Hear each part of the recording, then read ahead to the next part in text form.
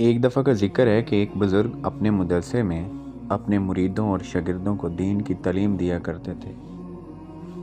علم کے پیاسے خالی ہاتھ ان کے پاس آتے اور علم کے خزانے لے کر اپنے گھروں کو واپس لوٹتے۔ ان بزرگ کا ایک ہونہار شاگرد کافی عرصے تک ان سے تعلیم حاصل کرتا رہا۔ وہ بزرگ بھی اپنے اس شاگرد کا بہت خیال رکھتے تھے اور بڑے شوق سے پڑھاتے تھے۔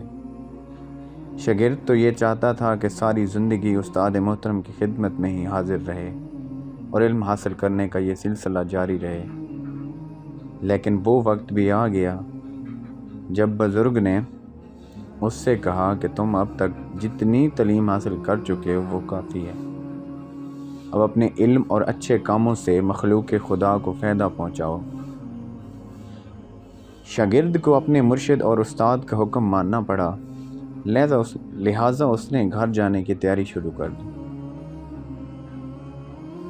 جب وہ مدرسے سے رخصت ہونے لگا تو اس بزرگ نے پوچھا، بیٹا تم کافی عرصہ ہمارے پاس رہے، یہ تو بتاؤ تم نے یہاں رہ کر کیا کچھ حاصل کیا؟ بزرگ نے یہ سوال اپنے شاگرد کا علمی مرتبہ معلوم کرنے کے لیے کہا۔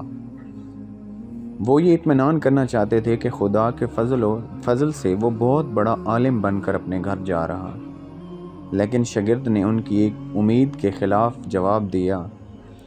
اس نے کہا، حضرت میں نے آپ کی خدمت میں حاضر رہ کر صرف 8 باتیں سیکھی ہیں۔ صرف 8 باتیں؟ بزرگ نے حیران ہو کر پوچھا۔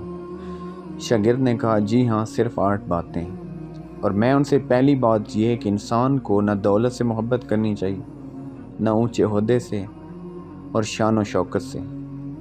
اسے نیکی کرنے کو اپنی زندگی کا سب سے بڑا مقصد بنانا چاہیے۔ شاگرد کی بات سن کر بزرگ بہت خوش ہوا، فرمایا، بے شک تم نے یہ بہت اچھی بات سیکھی ہے، اچھا بتاؤ تم نے دوسری کون سی بات سیکھی؟ شاگرد بولا، جناب دوسری بات یہ سیکھی کہ انسان کو ہر حال میں اللہ پاک سے ڈرنا چاہیے، ایسا کرنے سے ہر قسم کی برائیوں سے بچا رہے گا۔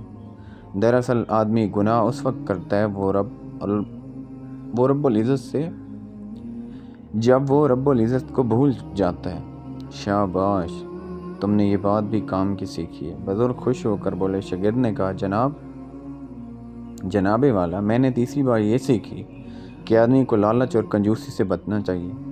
عام آدمیوں کا حال ہے کہ وہ ساری زندگی اچھی چیزوں اکٹھی کرنے میں لگے رہتے ہیں، خزانے جمع کر لیتے ہیں، لیکن خزانے ان کے کسی کام نہیں آتے۔ جب موت آتی ہے تو ان پر دوسروں کا قبضہ ہو جاتا ہے۔